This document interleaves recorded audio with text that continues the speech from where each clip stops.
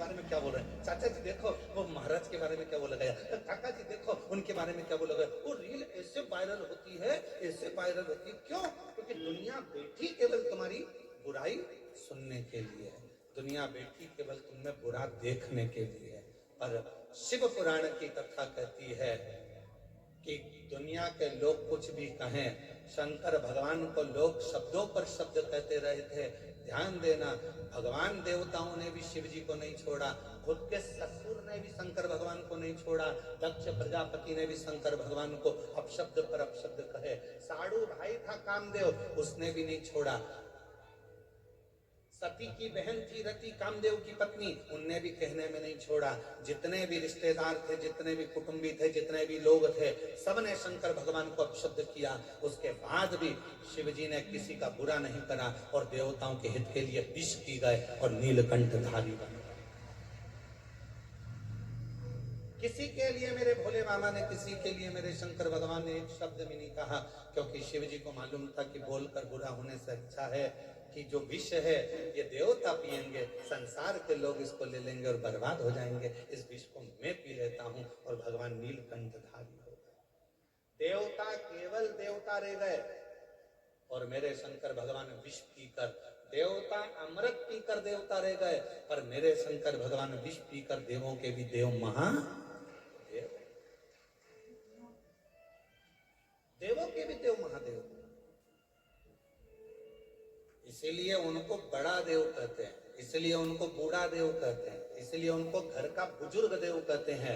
अर्थात बूढ़ा देव का मतलब क्या होता है कि जो सारे संसार का सबसे वृद्ध हो, जो सारे संसार का पूजनीय हो, जो सारे संसार जिसको पूजता हो, दुनिया का हर व्यक्ति जिसकी आराधना करता हो, वो देव अधिदेव महादेव बूढ़ा देव के रूप में पूजा करता है। वो देवाधिदेव महादेव बूढ़ा देव के रूप में पूजाते हैं। लोग कहते हैं आदिवासी वनवासी ये सब अलग हैं, अन्य जातियां अलग हैं। नहीं, जितने संसार में जितने शहर में रहते हैं वो भी आदिवासी थे, वो भी वनवासी थे। आप और हम भी पहले, हमारे पूर्वज, आपके पूर्वज कहां से आए जरा अंदाजा लगाओ। वो भी कहीं जंगल में रहते थे, वो भी कहीं वन में रहते थे, वो भी आदिवासी वनवासी थे। वो सारे एक ही देव को पूजते थे। वो सब, चाहे संसार का कोई भी व्यक्ति हो, वो सब एक देव को पूजते थे। वो बूढ़ा देव, देवाधिदेव महादेव, उसी की आराधना करते थे। अब लोगों ने भगवान को बांट लिया, ये इनके देवता है, वो उनके देवता है। पर नहीं, मेरा बूढ़ा देव, मेरा महादेव, मेरा शंकर भगवान सबका देवता है, उसको सब सब, उसमें भेद नहीं है। शिव में कभी भेद नहीं हो सकता।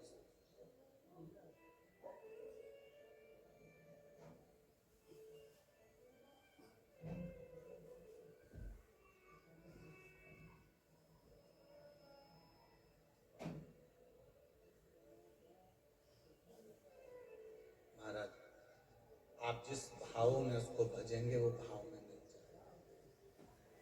दुनिया की रीत है आपसे लाभ ले लेना,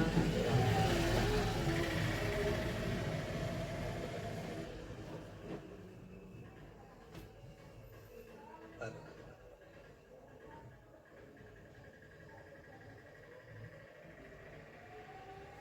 उस शिव को जिसने पुकारा है,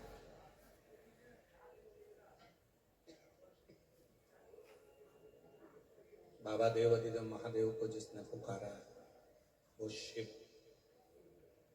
उसके दुख हरने के लिए उसके दरवाजे पर जाकर जरूर खड़ा है, जरूर।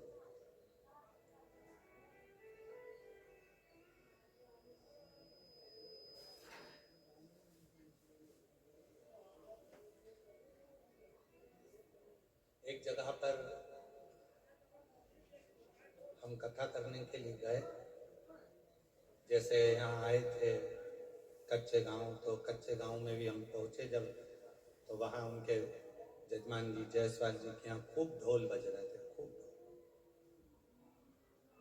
कच्चे गांव आने से पहले एक जगह पर मंदिर में, कहीं पास का कोई गांव था, वहां रोक लिए थे।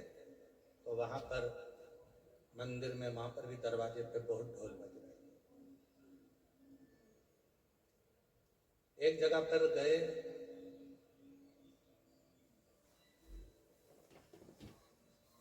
वहां पर भी ढोल बज रहा था और एक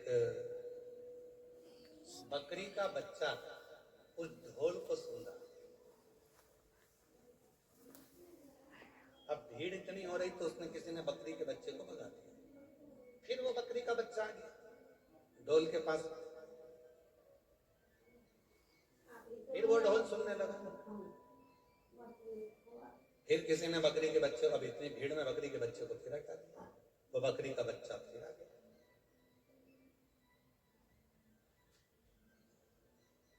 इतने में ढोल वाले ने उसको थोड़ा सा डंडे से, वो जो ढोल बजाने वाला डंडा होता है, उससे ऐसा करा, बकरी का बच्चा उधर गया। हम बहुत देर से देख रहे थे ये लोग नाच रहे हैं और हम गाड़ी में से हम देख रहे थे ये ढोल वाला उस बकरी के बच्चे को हटा रहा है। अब की बार उसने कहा हटता भी नहीं है,